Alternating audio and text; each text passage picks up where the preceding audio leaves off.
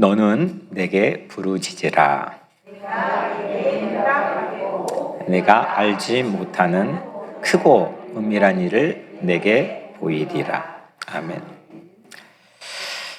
오늘 찬양대 사랑의 주 찬양을 하는데 오늘 설교를 예표해 주시는 그런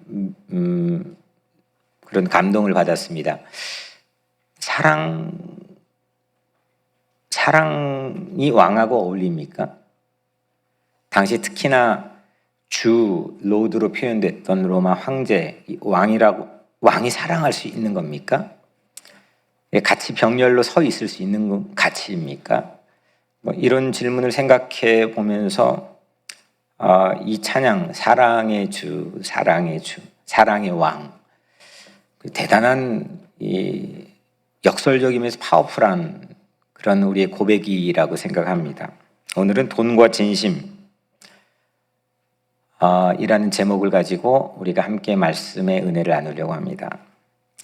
지난주 책 한 권을 읽었습니다. 팀 하포드라고 하는 세계적 경제학자가 쓴 책인데 경제학 콘서트, 영어 제목은 Undercover Economist라는 제목입니다. 이 책의 저자는 이런 질문을 하고 또 그 질문에 대한 답을 우리에게 제시를 재미있게 합니다. 다른 커피 가게보다는 높은 가격의 스타벅스의 커피가 왜 잘 팔릴까? 커피 값이 더 높은데 왜 스타벅스 커피는 다른 커피점에 비해서 잘 팔릴까? 마트에 가면 항상 장을 보러 마트에 가면 예상했던 것보다 왜 돈을 많이 쓰는 걸까? 또 보험에 가입하게 되면 가입하고 나서 왜 사고가 나는 걸까? 그런 질문에 대해서 이 저자가 돈이 어떻게 움직이는지 그 돈의 유통의 흐름들을 재미있게 우리에게 밝혀줍니다. 특별히 이 가격을 결정하는 여러 요인들이 있겠죠. 시장에 보이지 않는 힘, 또 경제학 용어로 게임 이론, 그리고 가장 중요한 건 희소성, 여러 요인들이 있습니다. 그래서 세계 난다긴다 하는 사람들도 이게 움직이는 우리 인체처럼 이 가격을 어떻게 하는 이론은 알지만 이걸 누르면 저게 켜지고 지금 전 세계 불어닥치고 있는 인플레이션을 잡지 못합니다. 이 여러 가지 가격을 결정하는 요인들이 있지만 특히 제게 와서 주목되는 부분의 두 가지는 희소성과 효율성입니다. 집을 사려고 하는데 집이 없습니다. 사람들이 막 밀려가 집이 없으면 집값이 올라갑니다. 요즘 같으면 금리를 올려서 은행에 대출을 받기가 매우 희소해집니다. 어려워집니다. 이게 아주 복잡합니다. 이렇게 생각처럼 쉽게 되지는 않지만 여튼 희소성, 이게 얼마만큼 많냐, 공급이 얼마만큼 되느냐, 수요자는 얼마만큼 되느냐, 이거에 따라서 가격은 출렁거립니다. 그리고 그것이 어떤 효율성을 갖느냐, 이게 상당히 중요한 영향을 미칩니다. 이 공급과 수요의 희소성에 따라서 지금처럼 고물가의 인플레이션이 우리에게 어려움을 주기도 합니다. 이게 돈의 흐름들이죠. 우리 주변에 계속 돈이 흘러가고 있습니다. 여러분 돈이 좋습니까? 백철승 집사님 돈 좋아요? 그죠? 돈 얘기하니까 얼굴이 확 핍니다. 내게 없어도 돈 얘기하면 좋죠. 저도 좋습니다. 돈이 정말 우리에게 필요한 거를 제공해 주죠. 그리고 돈이 있으면 편리한 삶을 우리가 구가할 수 있게 됩니다. 돈 정말 필요합니다. 근데 돈이 또 원수일 때도 있죠. 돈이 많아서 원수일 때도 있고 돈이 없어서 땅을 칠 때도 있습니다. 본래 돈이라고 하는 이 화폐는 교환 가치로 마련된 거죠. 돈 자체가 어떤 절대적 가치를 갖는 게 아니라 돈이 있기 전에는 물물 교환을 했습니다. 성서에서 처음 돈이 사용된 것은 아브라함이 자기 아내 무덤을 사기 위해서 지불한 돈이 아마 처음 사용했던 돈이었던 것 같습니다. 그 전에는 사람이 내가 이거 갖고 배추를 갖고 싶은데 상대가 당근을 갖고 있으면 적절한 개수로 이걸 물물 교환을 합니다. 이게 불편합니다. 그래서 돈이라는 새로운 화폐가 생겨나게 된 거죠. 그러니까 여튼 돈은 교환 가치로서의 기능을 갖는 겁니다. 수단인 거죠. 근데 정말 우리가 사는 세상에서 돈이 정당한 가치끼리 정당하게 교환되는 정당한 수단으로 사용되고 있습니까? 전혀 그렇지 않습니다. 여기로부터 사회적인 모순이 가장 극명하게 드러나는 공간이 됩니다. 돈은 꼭 좋은 거고 돈은 필요한 거고 돈이 필요해서 하나님께서도 허락해 주셨고, 근데 이 돈이 정당하게 가치 교환을 하지 못합니다. 돈은 교환 가치라고 말씀드렸는데 돈이 사회적 지위를 보장해 줍니다. 돈이 있으면 어깨가 펴지고 또 좋은 차를 사서 타고 다니게 되고 또 그렇지 못한 사람들은 위축되고 불편함을 감수하게 됩니다. 때론 돈이 급기야 폭력도 됩니다. 돈으로 전쟁도 일어납니다. 이 두 얼굴을 가진 돈, 우리 삶에서 뗄래야 뗄 수 없는 돈. 하지만 이 두 얼굴을 가지고 있는 이 돈에 과연 오늘 말씀의 제목처럼 내 진심을 그 돈에 담을 수 있는 게 가능한 거냐입니다. 이게 오늘 말씀의 핵심적인 질문입니다. 이 돈에 내 진심, 여러분들의 진심을 담을 수 있는 게 가능합니까? 가능할까요? 그런 여지가 정말 이 세상에서 있는 걸까요? 그런 방법은 과연 뭘까요? 그런데 우리 사는 이 세상은 돈만 진심처럼 여겨지는 세속주의 시대를 살고 있습니다. 돈만 진심입니다. 돈을 다른 거 말고 돈으로 줘. 돈이 네 마음 알 수 있는 이 좋은 방법이야. 돈이 가장 진심처럼 여겨지는 그런 시대에 살고 있습니다. 그래서 그런 시대 속에선 이 돈엔 진심이 눈꼽만큼도 없을 것 같은 돈입니다. 돈이 진심이야 하는데 사람들의 마음속에는 이게 돈에는 진심이 진짜 눈꼽만큼도 없는 거라고 또 여깁니다. 그런 돈의 진심을 과연 우리는 담을 수 있는 걸까? 성서는 어떻게 말하고 있고 우리 신앙인들은 그 돈의 진심 담는 거에 대해서는 어떻게 생각해야 되는 걸까? 오늘 성서에 소개하고 있는 한 이야기의 세 가지의 대지를 한 단계 한 단계씩 좀 밟아 나가려고 합니다. 첫 번째 대지는 돈으로 진심을 말하라입니다. 돈으로 진심을 말하라. 두 번째는 가격보다 가치를 선택하라. 가격보다 가치를 선택하라. 세 번째 마지막으로 진심끼리 사귀어라. 진심끼리 사귀어라. 먼저 첫 번째 돈으로 진심을 말하라입니다. 돈으로 진심을 말하라. 돈에 대한 성서견해는 무엇일까요? 돈에 대해 성서는 어떻게 말하고 있을까요? 디모데전서 6장 10절에 보면 돈을 사랑함이 일맛 악의 뿌리 되나니 이것을 탐내는 자들은 미혹을 받아 믿음에서 떠나 많은 근심으로 자기를 찔렀도다. 그러니까 여기에서 돈이 나쁘다고 했습니까? 돈이 나쁘다고 했습니까? 돈 나쁘다고는 말 안 했습니다. 돈을 향한 사람의 태도를 언급한 겁니다. 돈을 사랑하는 것이 모든 악의 뿌리이다. 그걸로 인해서 믿음에서 떠나게 될 뿐만 아니라 많은 근심을 가지게 되고 자기를 결국 찌르는 결과를 초래한다. 이게 디모데 전서에 나와 있는 돈에 관한 말씀입니다. 히브리서 13장 3절 돈을 사랑하지 말고 있는 바를 족한 줄로 알라 했습니다.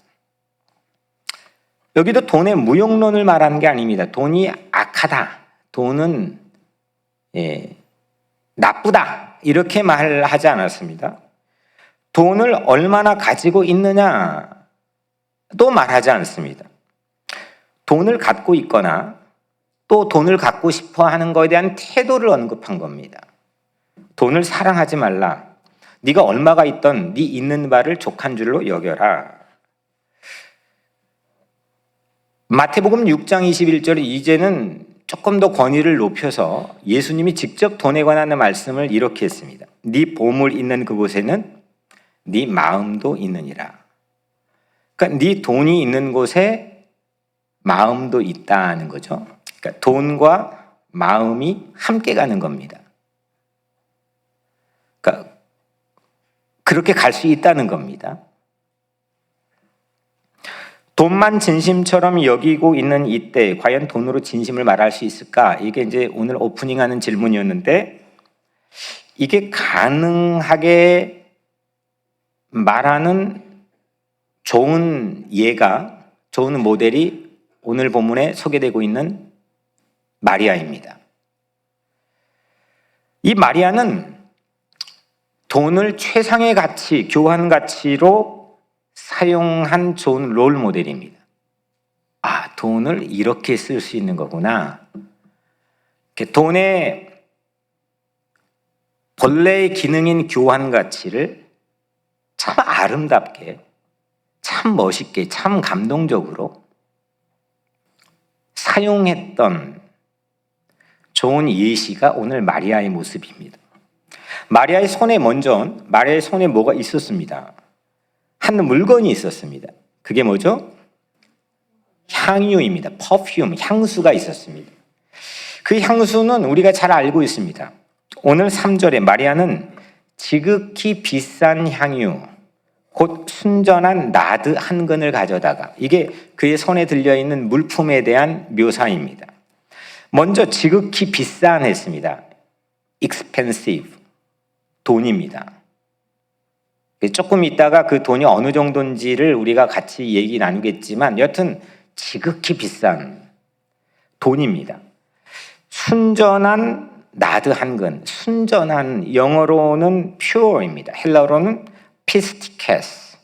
이거는 순수한, 순전한, 진실한, 진심의 이런 뜻을 가지고 있습니다.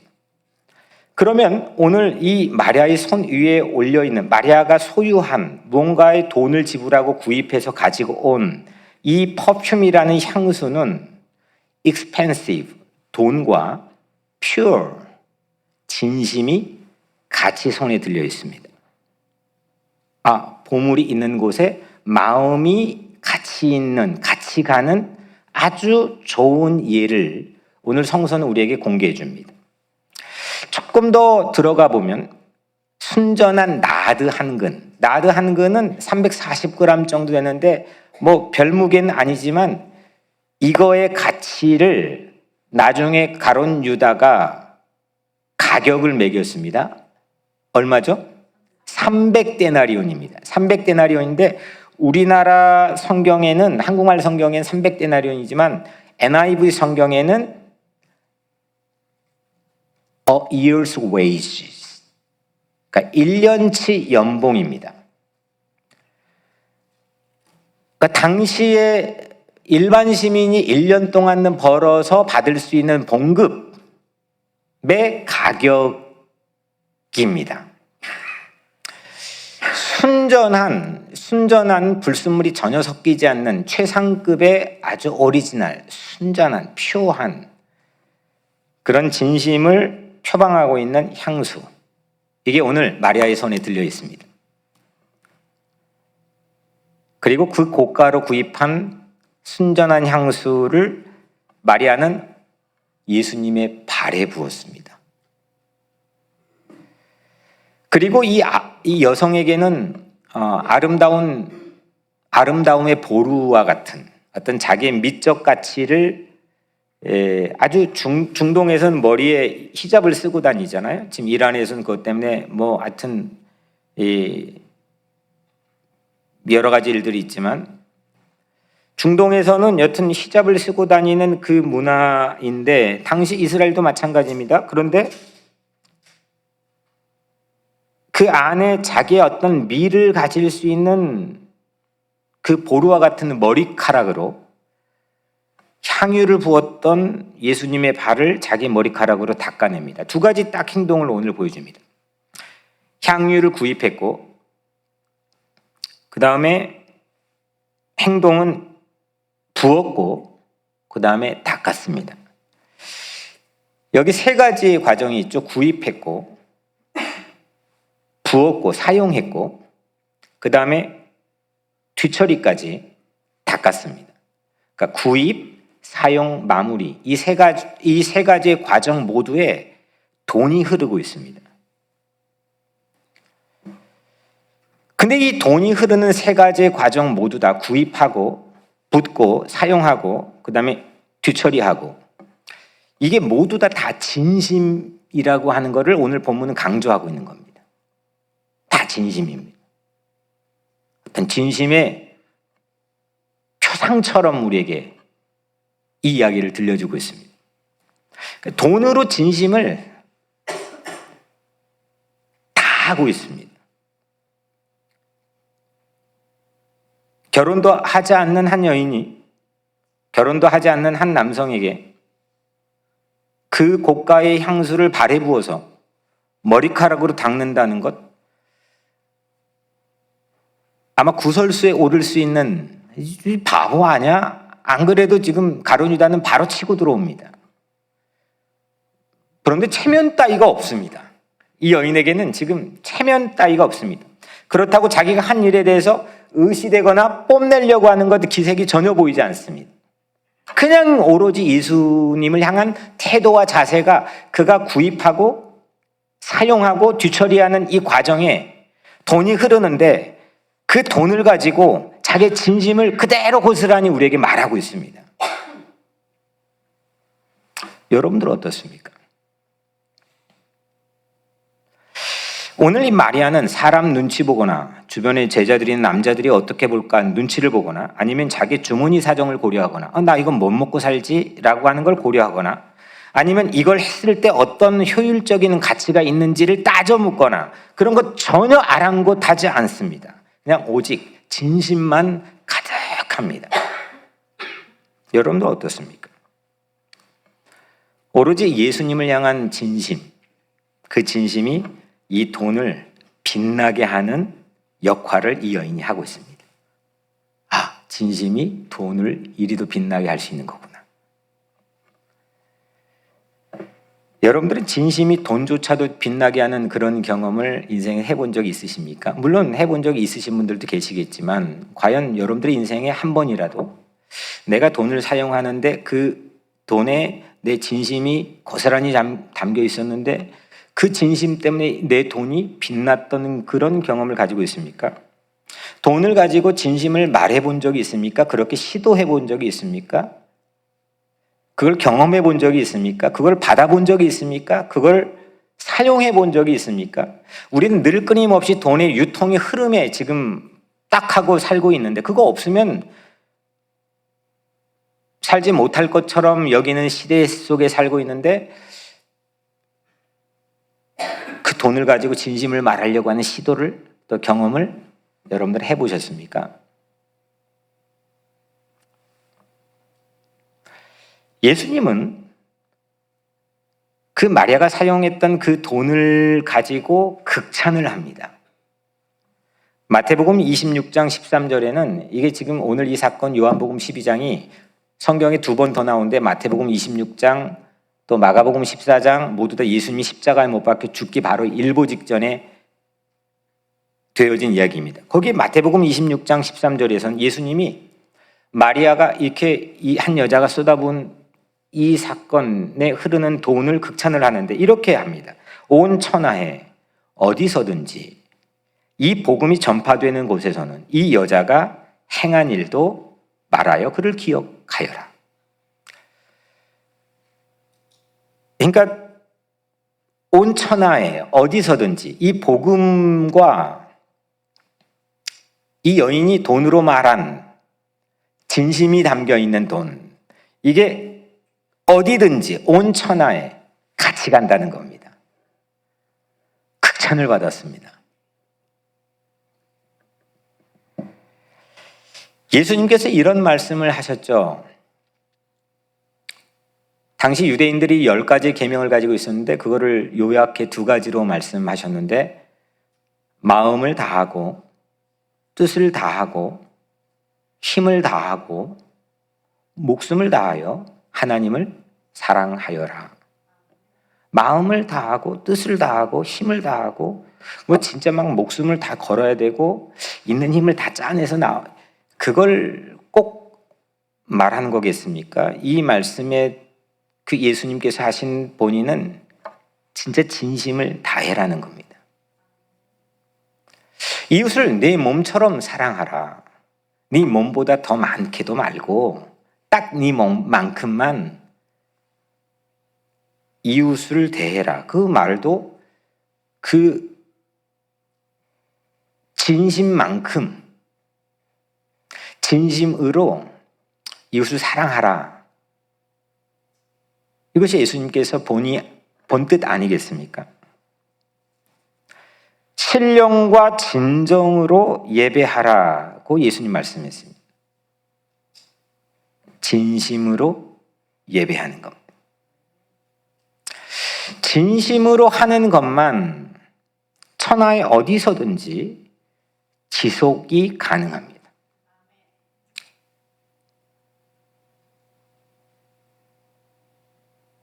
아무리 돈을 많이 벌어도, 아무리 돈이 많이 쌓아놔도, 그럴 욕심까지 우리 교회에 있는 성도들은 별로 눈에 안 보이지만 자기 사는 인생만큼입니다. 그것도 맥시멈입니다.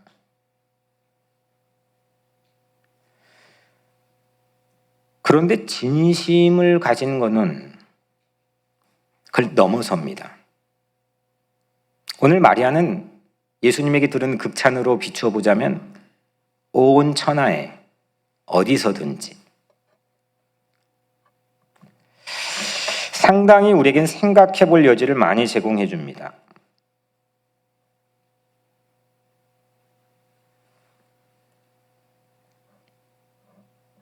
그리고 진심은 이렇듯 예수님의 극찬을 받는 마리아의 모습처럼 사람을 얻는데 결정적인 역할을 해줍니다. 진심을 가지면 사람을 얻습니다. 오늘 마리아는 진심을 통해서 예수님의 마음을 얻었습니다. 진심이 없으면 기능적 관계를 할지는 모르지만 깊이 있는 사랑을 얻는 관계는 이루지 못합니다. 조금 서툴러도, 조금 부족해도 거기에 진심이 담기면 사람을 얻습니다. 저는 우리 교회 성도들이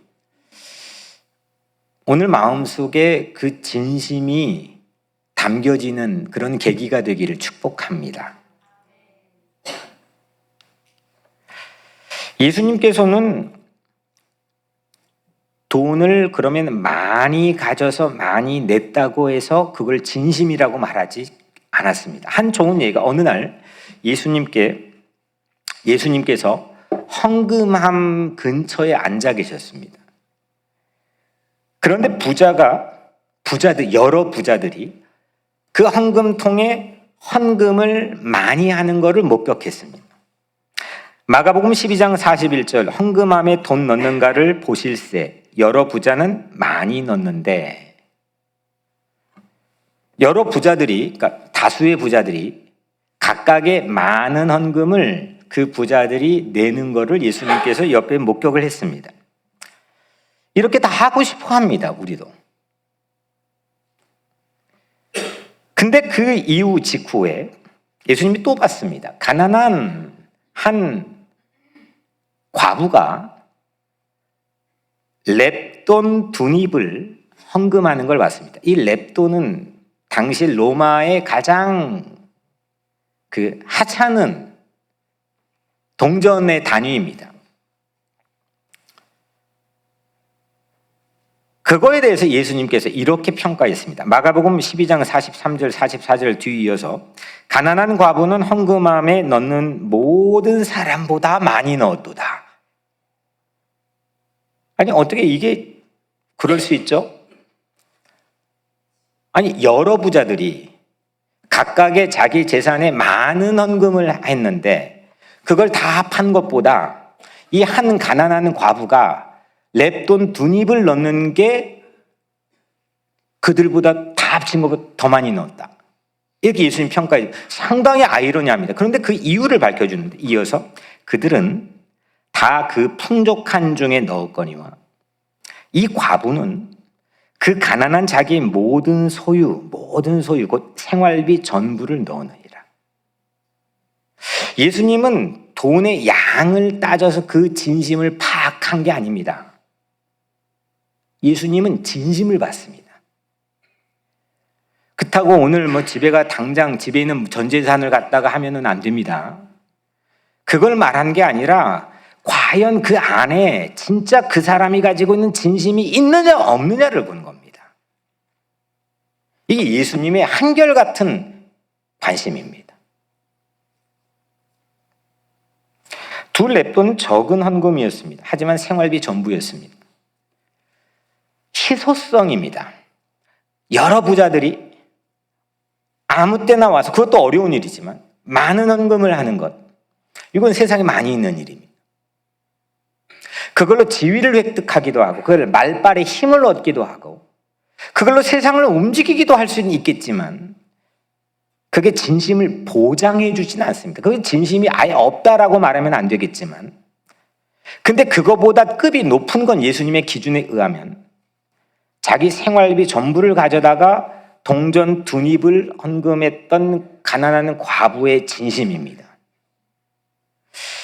저는 여러분들의 마음속에 그 진심을 흠모하는 마음이 생기기를 축복합니다. 네. 나도 사람을 대하든 내가 하는 일을 대하든 하나님을 대하든 예수님을 대하든 예수님을 믿든 교회를 하든 무슨 일을 하든 나에게도 그 진심이 내 삶을 그 진정성이 내 삶을 움직여갈 수 있도록 하나님 도와주세요. 그 진심이 없이 하는 일은 다 그냥 하나의 메커니즘에 의해 반복적인 일상이든 뭐든 여러분들의 실력이건 뭐든 그냥 움직여가는 흐름에서 소비자로 그냥 여러분들을 전락시키는 것일 뿐입니다.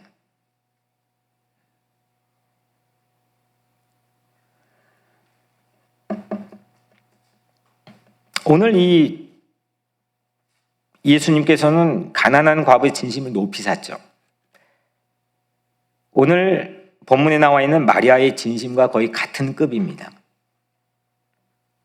돈은 양으로 진심을 말할 수 없습니다. 이걸 다 여러분들도 굳이 언급하지 않아도 아시겠지만 사실 오늘날 교회는 사실 오늘날 우리가 살고 있는 시대는 진심을 돈의 양으로 말하고 있는 시대입니다. 심지어는 교회도. 저는 우리 교회가 결코 그러지 않고 예수님께 해주신 말씀대로 정말 우리의 진심은 뭘까? 그 진심의 실체는 뭘까? 그 진심은 어떻게 표현되는 걸까? 각기 다양한 상황에서 내가 예수님을 향한 오로지의 진심은 이웃을 향한 내 오로지의 진심은 어떻게 구현될 수 있을까? 이걸 깊이 씨름하고 기도하고 그 진심을 차곡차곡 확장시켜 나갈 수 있는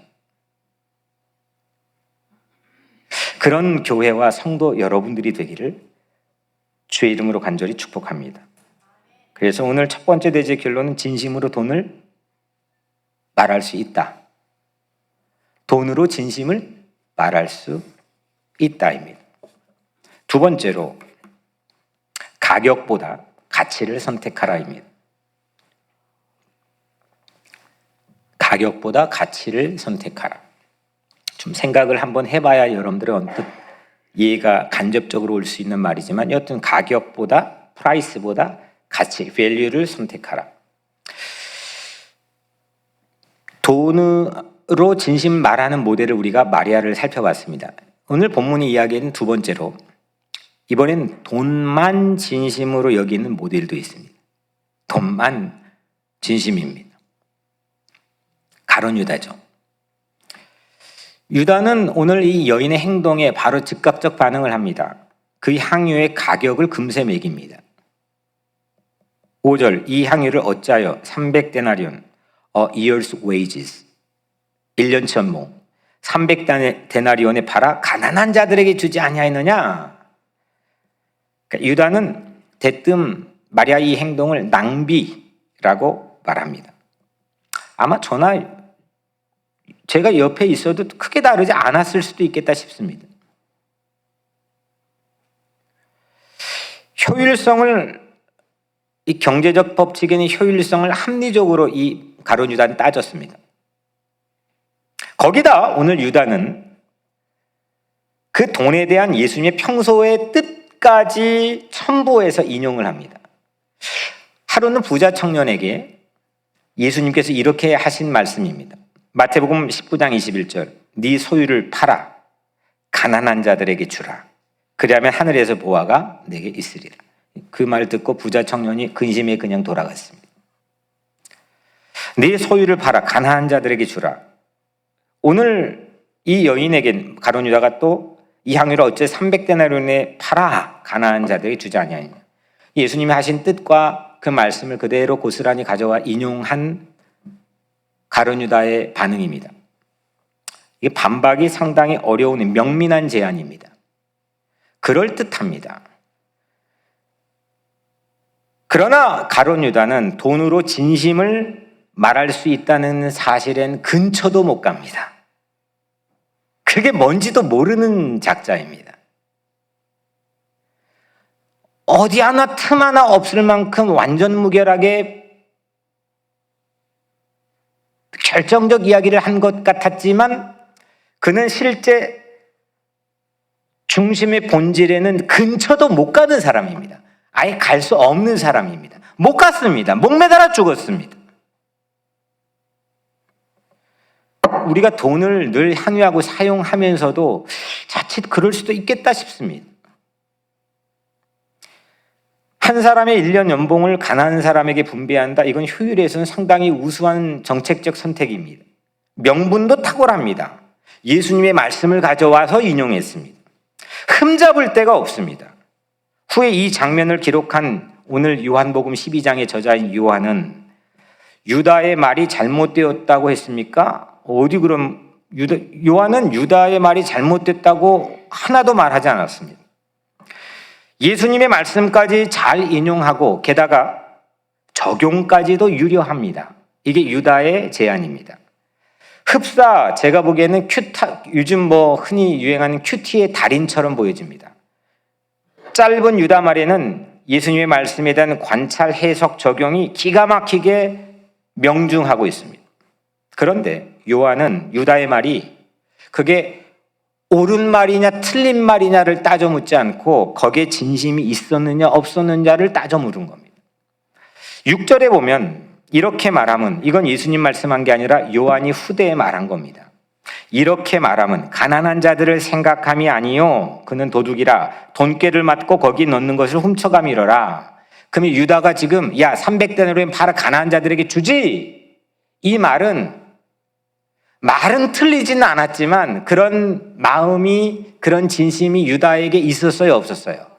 이 없었다는 게 오늘 이게 관전 포인트 핵심이라는 겁니다. 보통 우리는 말이 옳고 그른 거를 상당히 얘기합니다. 관찰과 해석으로 어떻게 정확하게 하는 거에 상당히 심혈을 기울입니다. 법이 어떻고 저쩌고 얘기합니다. 그런데 오늘 이 말씀뿐만 아니라 성서에 흐르는 일관된 핵심은 뭐냐? 진심의 여부를 따집니다. 회개도 마찬가지입니다. 우리 죄를 옳고 그름으로 어떻게 구원할 수 있는 사람이 세상에 있겠습니까? 성서는 불가능하다고 얘기합니다. 그런데 예수 그리스도의 사랑을 받아들인 자, 그 말은 결국 진심으로 회개하고 삶을 돌이키는 자, 하나님을 진심으로 신뢰하고 믿고 사랑하는 자, 그걸 성서는 일관되게 우리에게 따져 묻고 있는 겁니다. 그 진심이 있습니까?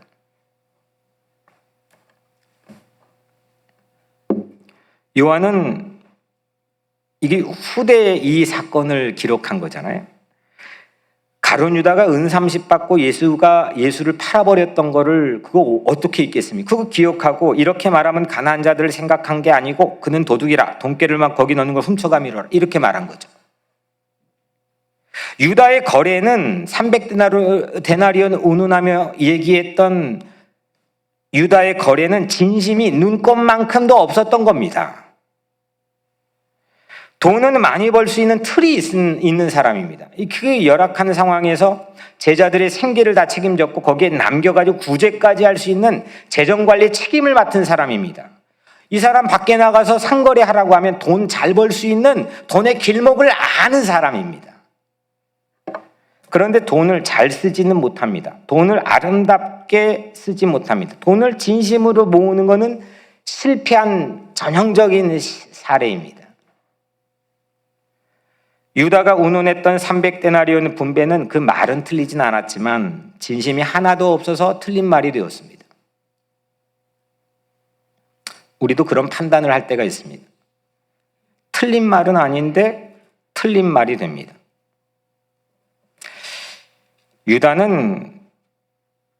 유다의 핵심적인 미스테이크는 가치보다 가격만 봤습니다. 그 가치를 운운하지 못했고 가격을 볼 수 있는 실력은 월등했습니다. 그래서 유다의 효율은 엉터리입니다. 옳고 그름의 시시비비를 따지는 것보다 진심 여부를 살피는 것이 성경의 우선적 판단입니다. 우리는 가격보다는 가치에 민첩해야 됩니다. 뭐가 진짜 가치가 있는 건지. 이게 크리스찬이 가지고 있는 청지기적인 삶의 세상과의 차이입니다. 돈 필요합니다. 돈 있어야 됩니다. 돈 나눠야 됩니다. 돈 모아야 되고 돈 받아야 됩니다. 돈 해야 됩니다. 근데 중요한 건 뭐냐? 중요한 차이는 뭐냐? 그 가격보다 가치를 우선해서 우리가 판단하고 생각할 수 있느냐입니다. 그래야만 마리아처럼 정말 천치 바보같이 보일지라도 가격보다 가치를 민첩하게 선택할 때 진심으로 가슴을 울릴 수가 있습니다. 가격입니까? 가치입니까? 어떤 것이 더 먼저 내게 익숙한 선택이 기준이 되고 있습니까? 가격입니까? 가치입니까? 가치는 가격으로 매길 수 없는 게 훨씬 더 많습니다. 여러분들의 건강을 가격으로 매길 수 있습니까? 여러분들이 가지고 있는 신앙을 가격으로 매길 수 있습니까? 근데 우리는 가격처럼 바꿔치기도 서슴지 않을 때가 있습니다. 가격보다 가치를 선택하십시오. 이 가치를 선택하면 지혜를 얻습니다. 돈으로 진심을 말할 수 있으면 사람을 얻는다고 그랬죠. 가격보다 가치를 선택하게 되면 지혜를 얻습니다. 유다에게 돈의 효율은 사실은 위선이었습니다. 가짜였습니다. 짜가입니다. 짝퉁입니다. 위선입니다. 유다는 위선이고 마리아는 진심입니다. 유다는 결국 전국엔 어리석었고 마리아는 지혜로웠습니다. 이런 가룟 유다를 성경에서 소개하고 있는 이유가 있습니다. 유다의 유익이 있기 때문입니다. 우리에게. 유다의 유익은 뭐냐면 내 안에 유다를 들여다볼 수 있는 기회를 제공하고 있기 때문입니다. 우리는 이 이야기를 거의 유다는 쏙 빼고 마리아만 집중합니다. 얼마나 좋습니까? 향유가 집안에 가득하게 했던 여인. 그런데 사실 우리는 더 쳐다봐야 될 거는 유다입니다. 가격은 속속들이 꿰뚫고 있는데 가치에 대해서 천치바보인 유다의 냉소적인 태도는 내 안에 없습니까? 멋진 일을 이 여자가 먼저 했다고 나는 늦게 할 수밖에 없는 상황에 화내버리고 삐져버리고 분노한 이런 남성들을 대변한 유다, 내 안에 없습니까? 없습니까? 유다 그림자가 우리 주변에 계속 어슬렁거리고 있지는 않습니까? 진심의 정체가 과연 뭔지는 또 우리가 얘기해 봐야 되겠지만, 저 오늘 말씀을 준비하면서 이 자본주의 사회에 사는 저에겐 진심이 여전히 유지되고 있는 걸까? 물론 진심으로 하는 것도 있겠지만 제 삶의 가장 큰 가치가 희망과 진심인데, 그 진심이 퇴색해버리고 빗발해버린 경우들이 상당히 오늘 말씀 준비하면 제 안에서 많이 발견됩니다. 얼마 전까지는 추수감사절에 우리 교회에 홀로 있는 분들한테 찾아가서 격려하고 기도하고 선물도 전달하고 했는데, 이번에 명단에서 한 명도 못 했습니다. 매너리즘이었을까요? 진심이라고 하는 하나의 허울과 핑계를 뒤집어 쓰고 실체적 진심은 실종돼 버린 겁니다. 여러분들은 어떻습니까? 예수를 믿는다는 아이덴티티를 가지고 살고 있는 신앙인으로 우리는 과연 어떤 진심에 대한 실체를 내 안에 채우고 있습니까? 유다의 그림자가 여러분들 주변에 서성거리지는 않습니까?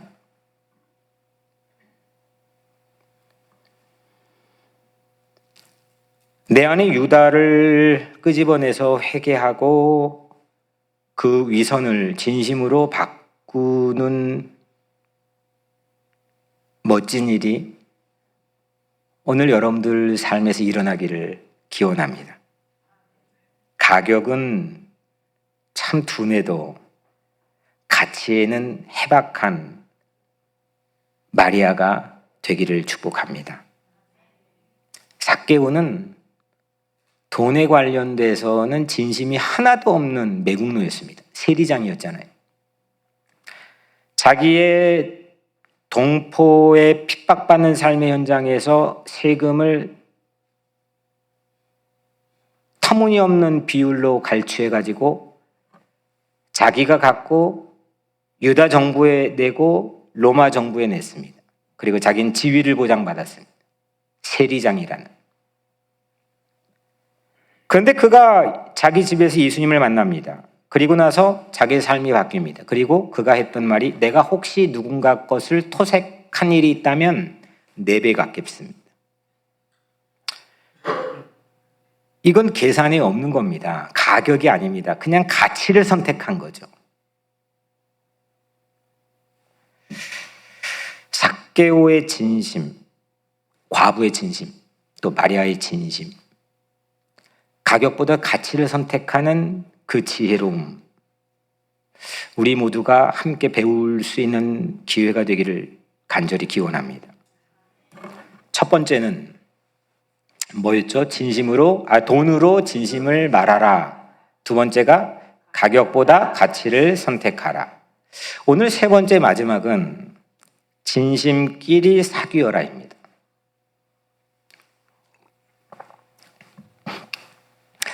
유다와 같은 위선이 우리가 이제 마주하게 된다면 여간 신경 쓰이는 일이 아닙니다. 분명히 이 본문에는 마리아의 진심도 있고 유다의 위선도 있는데, 실제로 나는 마리아의 진심을 먼저 많이 보고 싶지만 이게 여러분들 개인적인 일이라고 한다면 여러분들의 마음은 마리아의 진심은 온데간데 없고 유다의 나에게 행했던 위선이 내 마음을 다 뺏어가 버립니다. 샤워할 때도 계속 그 생각납니다. 잠을 자려고 눕는데도 와, 이게 이런 황당한 일이 하고, 그게 내 모든 생각과 내 모든 에너지를, 시간을 다 뺏어가 버립니다. 진심보다 위선이 더 발목을 잡는 경향이 많습니다. 마리아보다 유다의 위선이 더 마음을 쓰입니다. 그런데 오늘 예수님을 보세요. 예수님 참 좋은 이유가, 유다의 위선을 분명히 폭로하셨는데 그 유다의 위선을 길게 물고 늘어지지 않습니다. 예수님께서는 마리아의 진심을 오히려 더 빛나게 해주십니다. 7절, 8절 예수께서 이르시되, 이젠 요한의 평가가 아니고 실제 예수님 말씀하신 겁니다. 예수께서 이르시되 그를 가만두어 나의 장래할 날을 위하여 그것을 간직하게 하라. 가난한 자들은 항상 너희와 함께 있거니와 나는 항상 있지 아니하리라. 예수님은 지금 뻔할 뻔짜 유다의 위선에서 마리아의 진심으로 단박에 말씀을 돌립니다. 그거 그 향유 가만 놔둬라. 그 가난한 자들이 그거 팔아가지고 가난한 자들이 분배할 그런 게 아니다. 그걸 간직하게 하라. 간직하게 하라. 이게 잘 안 되는 게 우리의 공통적인 인간의 문제입니다. 위선과 진심은 늘 우리가 부닥치며 살아가는 건데, 아무리 진심으로 나를 움직이려고 해도 그 위선 하나가 내 삶을 송두리째 흔들어 놓습니다. 근데 예수님께서는 유다의 위선을 마리아의 진심으로 덮어버립니다. 이게 예수님이십니다. 예수님이 참 좋으신 이유가 바로 이런 겁니다. 마리아가 1년 연봉짜리 향수를 예수님의 발에 붓고 그 자기의 머리카락으로 닦아준 행동을 예수님 무엇과 연관시켰습니까? 자신의 장례 비용과 연결시킵니다. 그거를 가만두어 나의 장례할 날을 위하여 그것을 간직하게 하라 이겁니다. 그래서 그것을 간직하게 하라. 그것은 향수죠. 그것을 간직하게 하라. 이건 두 가지 번역이 가능합니다. 어떤 권위 있는 사본들은 마리아가 예수님의 장례를 대비해서 이미 미리 향수를 준비해서 간직해 왔다는 뜻으로 해석합니다. 이거는 이 서구 세계의 가장 어떤 클래식한 버전으로 알려진 킹 제임스 버전에서 이 번역을 따릅니다. 우리가 대부분 가지고 있는 NIV 성경에는 어떤 사본들을 빌려 이렇게 번역했습니다. 그동안 향유 의미를 이 마리아는 몰랐습니다. 그런데 앞으로 이제 이 향유의 기능은 내 장례를 준비할 거니까 그렇게 해라. 그러니까 몰랐는데 어쩌다 이렇게 된 겁니다. 일부러 미리부터 알고 준비한 것일 수도 있고, 모르고 그냥 어떻게 했는데 어쩌다가 예수님 장례를 준비하는 그런 형국이 될 수도 있습니다. 마리아가 알고 했든지 아니면 모르고 어쩌다가 했든지 마리아의 진심은 오늘 예수님의 죽음을 준비한다는 겁니다. 오늘 이 사건에 일어나는 시점을 오늘 1절 처음에 이렇게 밝혀주죠. 6월절 엿새 전. 이 일은 6월절 엿새 전에 일어나는데 이 말은 일주일 딱 지나면 예수는 죽습니다. 예수는 장례를 치릅니다. 왜 예수님은 자신의 죽음을 이 마리아의 행동과 연관을 시켰던 걸까요? 예수님의 죽음이야말로 일주일 후에 다가오게 될, 그리고 이 향유옥합을 깨뜨린 마리아의 행동이 그거를 준비하는 행동, 어쩌다건 일부러건 그 예수님의 죽으심, 그게 예수님의 진심을 도장 찍어버리는 가장 확고한 사건이었기 때문입니다. 결국 예수를 죽였던 이유, 아직도 지금 예수를 안 믿는 가장 큰 이유는 예수의 말과 행동, 또 예수의 품성, 예수의 영성, 예수의 모든 것, 그게 과연 진심이냐? 진실이냐? 아니냐? 근데 예수는, 우리가 믿는 바에 의하면 예수는 그리스도의 이 십자가에 올려 죽는 걸로 그게 모두 다 진심이었다는 것을 확고하게 증명하신 겁니다. 예수님께서 죽음으로 모든 것이 위선이나 가짜나 형식이 아니라 진심이었다는 걸 마침표 찍어버린 겁니다. 예수님의 진심은 십자가에서 폭발합니다. 마리아의 향유를 예수님의 장례와 연결하신 까닭은 진심은 진심끼리 통하기 때문입니다. 실제 예수님의 시체에 향유를 바른 사람들은 아리마대 요셉과 니고데모였습니다. 오늘 마리아의 진심은 예수님의 진심을 예표하고 보여주는 사인 역할을 합니다. 예수님의 진심을 마리아는 향유를 쏟는 그 진심으로 우리에게 보여준 고마운 여인입니다. 내 진심으로 누군가의 진심을 보여줄 수 있는 길이 된다는 거죠. 진심으로, 그래 진심으로 사귀어야 됩니다. 진심을 가지고 진심과 마주쳐야 됩니다. 진심이 흩어져 버리지 않고 힘을 가지고 함께 연대해야 됩니다. 예수님 믿으려면 내 안에 진심을 회복해야 됩니다. 예수님의 십자가의 죽으심, 예수님의 부활하심, 예수님의 모든 것, 예수님의 전부는 진심입니다. 그러면 문제는 내 진심이 회복되어야 됩니다. 진심이 있습니까?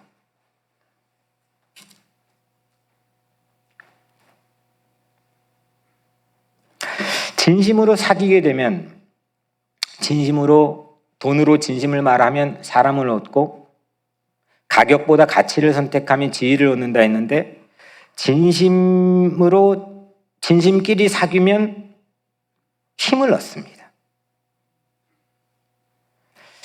예수님의 진심이 내게 능력이 됩니다. 그냥 하나의 어떤 내가 알고 있는 지식적 사건, 역사적 사건이 예수 그리스도의 십자가의 죽음이 아니라 그 죽음 안에 내가 하나로 연대해버리면, 연합해버리면, 그 부활하심과 내가 하나로 연합해버리면, 그 진심과 진심이 마주쳐 서로 사귀고 연합하게 되면 능력이, 예수님의 능력이 내 능력이 됩니다.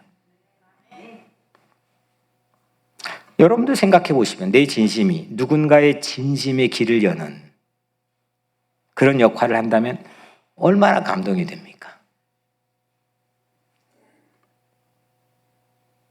세상에 진심이 파묻혀서 그 진심 드러나지 않는 목소리들이 상당히 많습니다.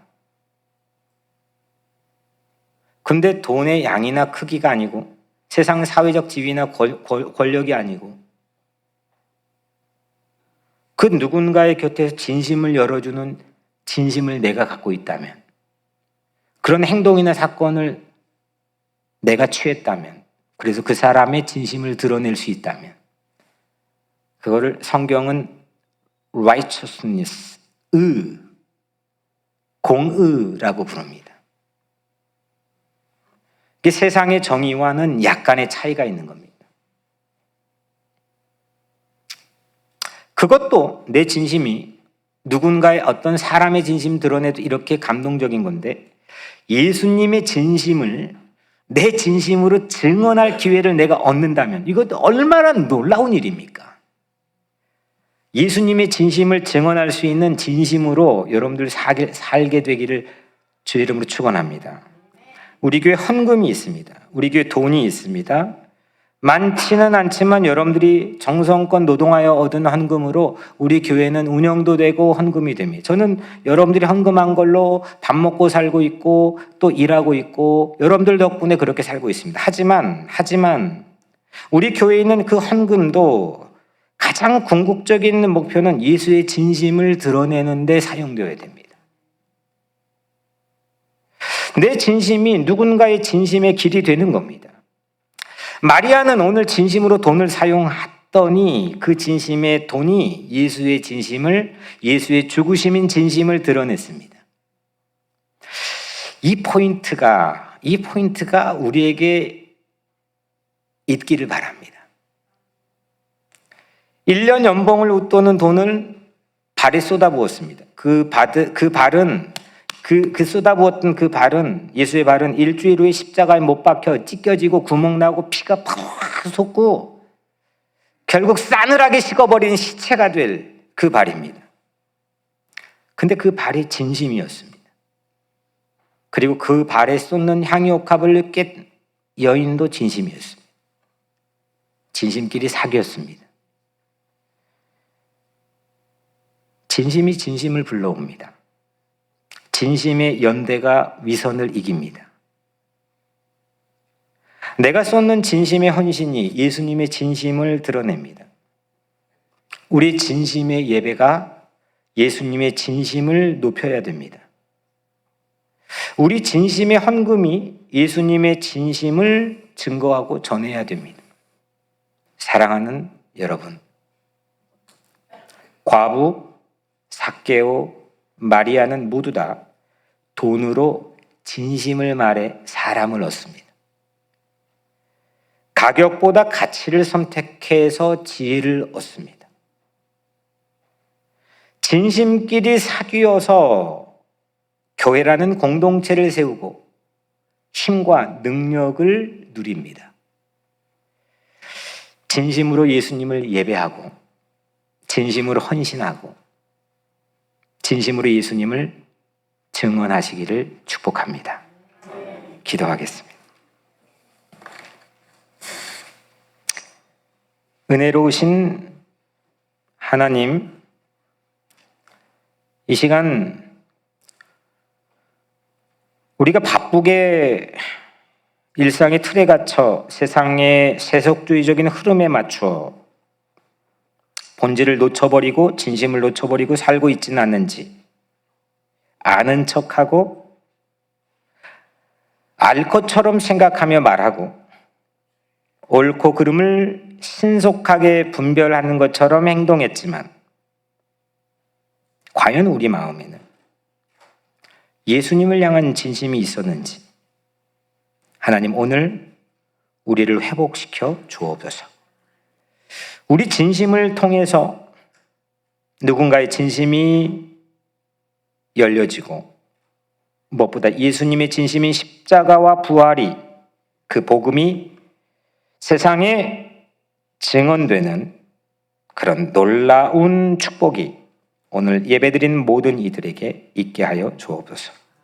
예수님의 이름으로 간절히 기도드리옵나이다. 아멘.